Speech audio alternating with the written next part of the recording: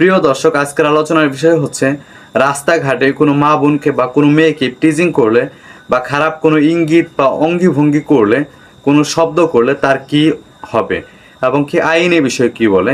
প্রিয় দর্শক, ভিডিওটা শেয়ার করে টাইমলাইনে রেখে দিন, কেননা এখন যদি আপনার হাতে সময় না থাকে পরবর্তী ভিডিওটা দেখতে পারবেন এবং কি আপনার আত্মীয় স্বজন বা দুষ্ট লোকেরা যারা আছে তারা যেন ইপটিজিং না করে, কেননা ইপটিজিং করলে আইনে কি শাস্তি রয়েছে সেটা জানতে পারবেন।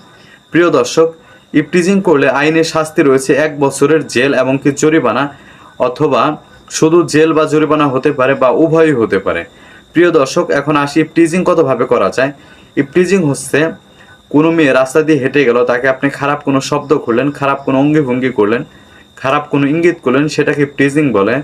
আপনি সোশ্যাল মিডিয়ার মাধ্যমে সেই মেয়েকে নিয়ে বিভিন্ন কিছু লেখালেখি করলেন, খারাপ কোনো চিন্তা ভাবনা বা খারাপ কোনো কিছু লেখালেখি করলেন এবং কি ওই মেয়েকে আপনি মেসেজ করলেন, ফোন করলেন, বিভিন্নভাবে বিরক্ত করলেন, সেটাকে ইপটিজিং বলে।